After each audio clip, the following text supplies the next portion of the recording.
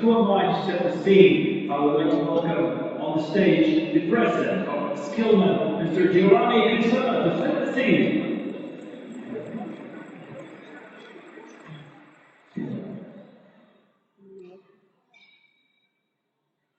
Good morning, everybody. May I see my slide, please?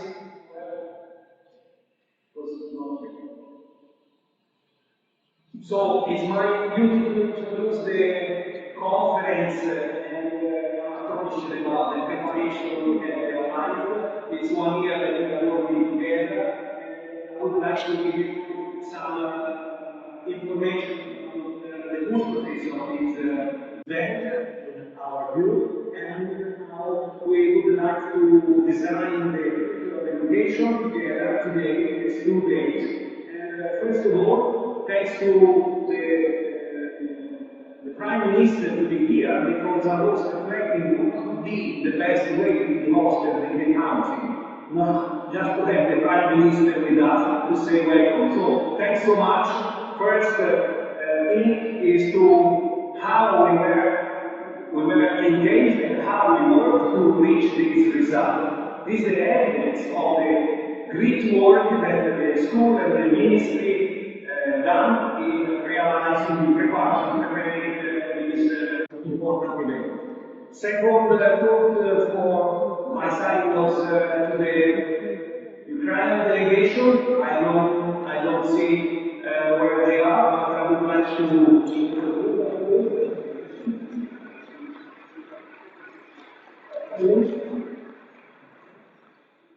I was waiting for the without that. Okay. So it's a matter of improvisation without slides, but a matter of the rule understanding is worse.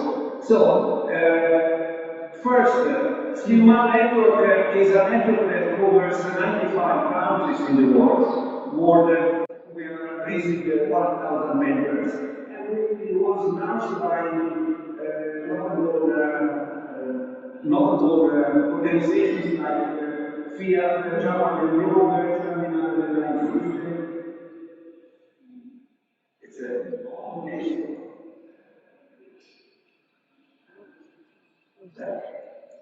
Oh. So, and this network was founded around 10 years ago. Next year will be the 10th. And initially, we started exactly with the same idea of cooperation among companies and web providers. And this approach was, of course, asked by the market, and the European Commission was supporting us in this direction.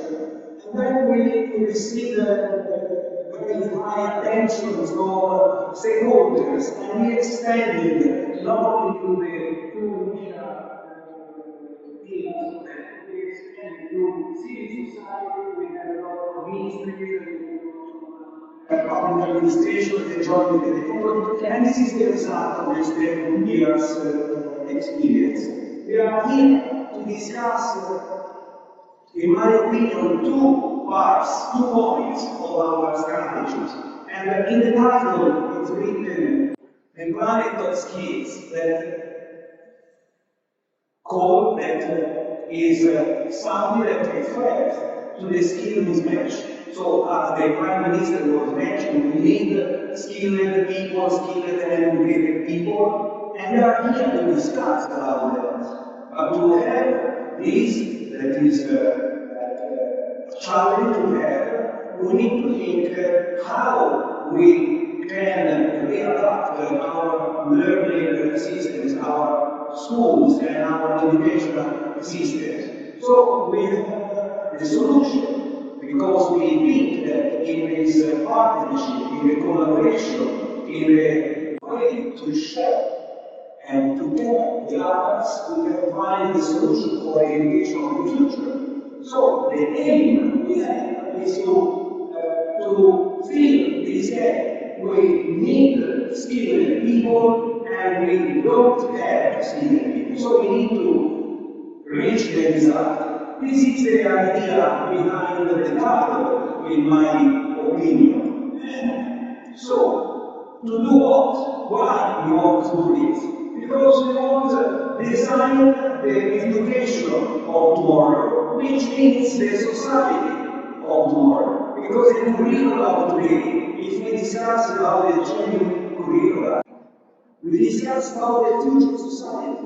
We put the ingredients, and then these ingredients will create people that we elect for making bombs or for making appliances. So, my thought is always to you, my friends.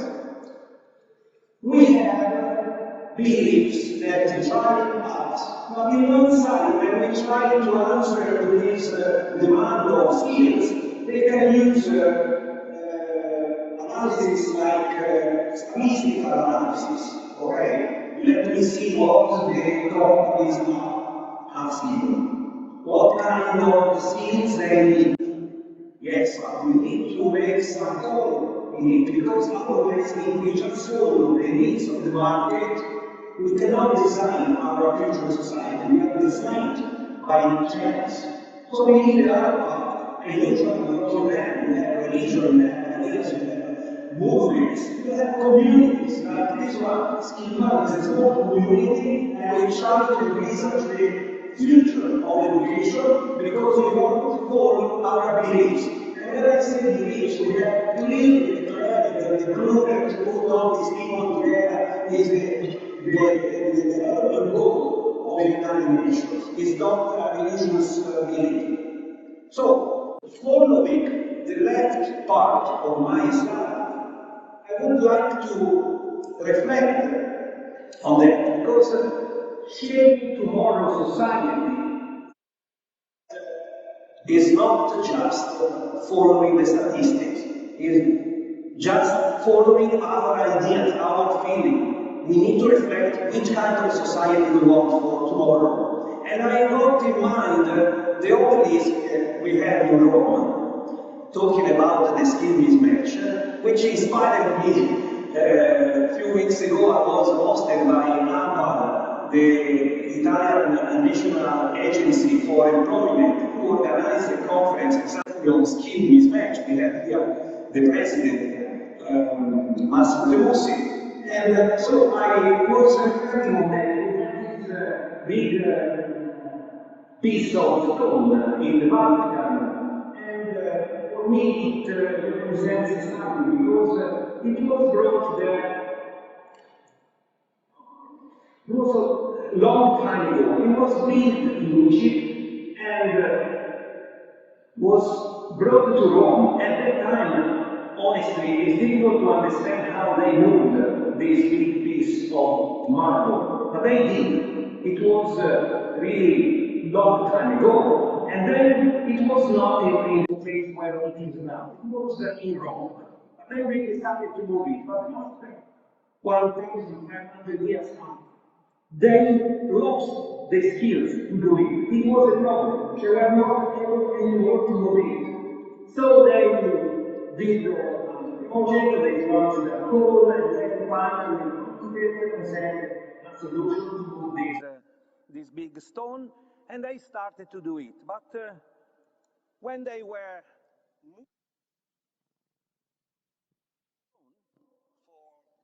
few kilometers, they were facing enormous problems.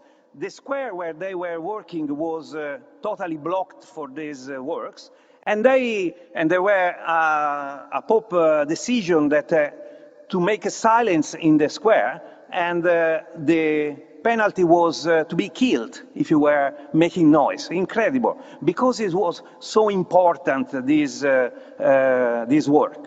So they were blocked because the cores that they were trying to pull up the obelisk were not enough strong for the weight.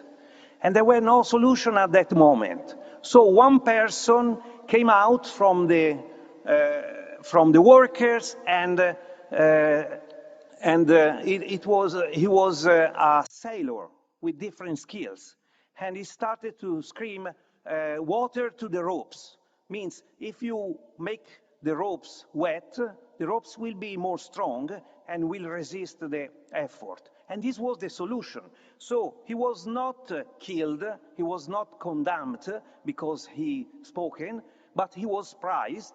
And this was the demonstration that the different skills from different sectors were the innovation, were the solution. And we reflect on this concept of excellence. What does it mean, excellence, in education and vocational education and training in particular? Of course, we have an example here of excellence, but we have our own concept. What is excellence? I was reflecting on that, and I think that this paradigm can help us to understand. In Rome, where they have lost the skills, the transmission, and they were not finding a solution using the skills belonging to the building sector, because there were architects and so on, they found the solutions from the sea. And this is the paradigm of excellence, in my opinion, where you can combine different experiences and put different situations to go to one result in this way. So skill mismatch, skills transmission, and cross-sectoral skills, practical knowledge. This is what I have in mind for one part of my thoughts. But another reflection, I still have 3 minutes, but that's... Okay, another reflection I have in mind is the Cathedral of Florence. I'm from near Florence, a small city, so please apologize for all my mistakes because I'm not used to speak to such a high-level audience. So for this part, it's go alone. Someone is tricking me. So for the Florence Cathedral, which is an enormous building for 35,000 people, more than 100 meters high, there were a big work to make it, 150 years duration.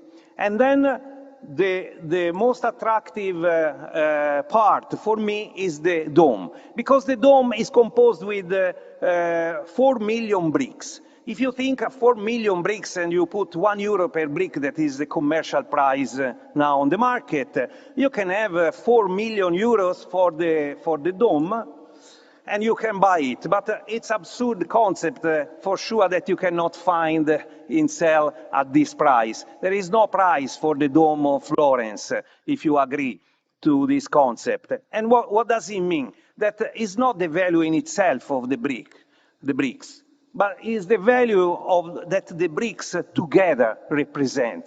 This is the way how I see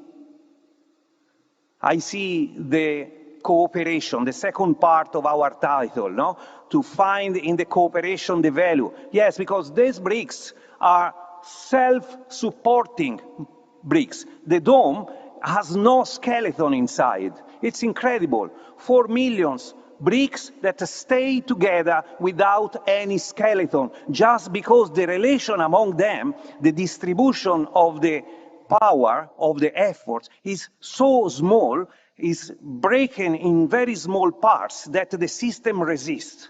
I think this concept is fabulous, because this is our cooperation.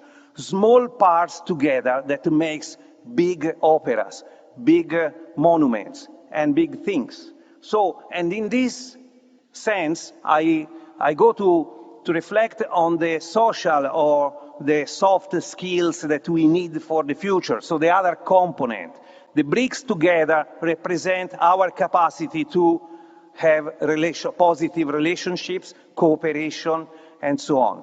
So this is the parts that I most love, the relevance of the ethical skills. If you don't have ethical skills and you launch bomb on other people, you cannot make this game. So the game stays if you all have good, positive skills to collaborate.